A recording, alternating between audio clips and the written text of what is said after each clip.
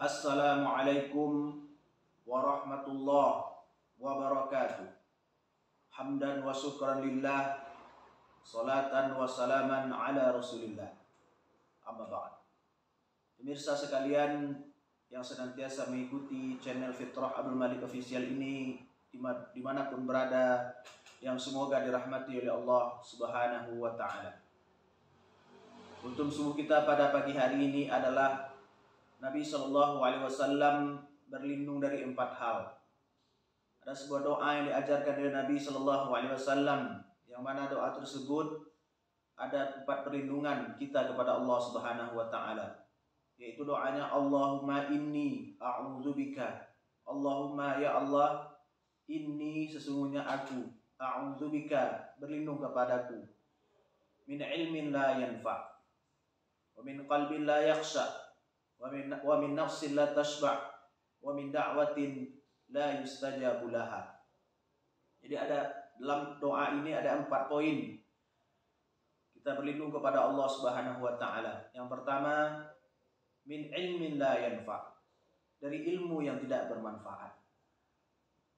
Ilmu yang dimaksud di sini adalah karena ilmu itu ada 2. Yang pertama ilmu yang bermanfaat, yang kedua adalah ilmu yang tidak bermanfaat. Ilmu yang bermanfaat adalah yang terutama sekali adalah ilmu agama. Karena ilmu agama inilah yang akan menuntun kita jalan menuju Allah Subhanahu wa ta'ala. Adapun ilmu dunia seperti ilmu matematika, fisika, biologi, sebagainya, itu hanya sebatas untuk di dunia saja. Tidak akan dipertanyakan nanti di akhirat Allah Subhanahu wa ta'ala. Akan tetapi ilmu tentang sholat, ilmu tentang puasa, tentang zakat, tentang haji dan sebagainya akan ditanyakan oleh Allah Subhanahu wa ta'ala nanti di akhirat nanti. Adapun ilmu yang kedua adalah ilmu yang tidak bermanfaat. Artinya seperti ilmu hitam, ilmu perdukunan, ilmu santet, ilmu sihir dan sebagainya. Kita berlindung kepada Allah Subhanahu wa ta'ala dari ilmu yang demikian, ilmu yang tidak bermanfaat.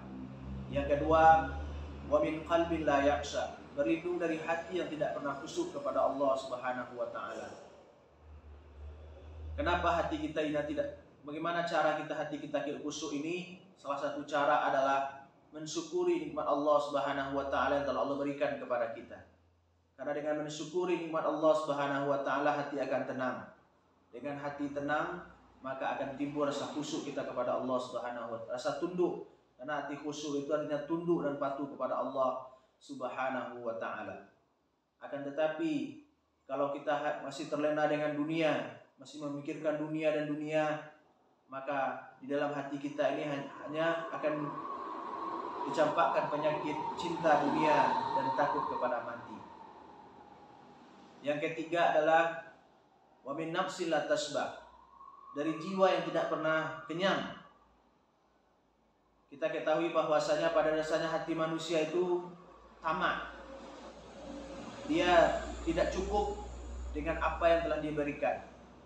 Kecuali maka agamalah yang akan menuntun hati seseorang ini menuju hasilnya qanaah, merasa cukup dengan apa yang telah Allah berikan kepada dia. Ada sebuah hadis Nabi mengatakan, jikalau anak Adam, jikalau sekiranya dia telah diberikan 1 gunung emas, maka dia akan meminta 2, maka dia akan menginginkan 3 dan seterusnya. Dan tidaklah yang membuat anak Adam itu akan berhenti dari ketamakannya kecuali mati. Jadi itulah jiwa manusia. Ketika dia mendapatkan sesuatu, dia menginginkan yang lebih lagi. Ketika dia sudah memiliki harta, maka dia akan berpikir untuk mendapatkan tahta dan kedudukan. Sesudah dia mendapatkan kedudukan, dia akan berusaha untuk mencari wanita dan sebagainya.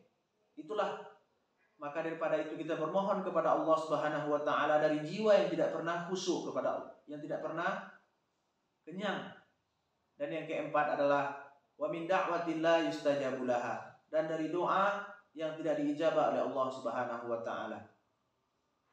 Inilah yang kita bermohon, karena kita tidak tahu dari ribuan atau bahkan mungkin ratusan ribu doa atau jutaan doa yang telah kita panjatkan kepada Allah Subhanahu wa taala. Kita kita berdoa kepada Allah Subhanahu wa taala, kita angkat tangan kita ke langit, kita tidak tahu doa mana yang telah diijabah oleh Allah Subhanahu wa taala. Atau bisa jadi doa yang telah kita doakan kepada Allah Subhanahu wa taala tidak diterima oleh Allah Subhanahu wa taala. Saya teringat sebuah hadis Nabi Shallallahu alaihi wasallam yang maknanya ada seseorang yang sedang perjalanan safar. Pemuda tadi berjalan,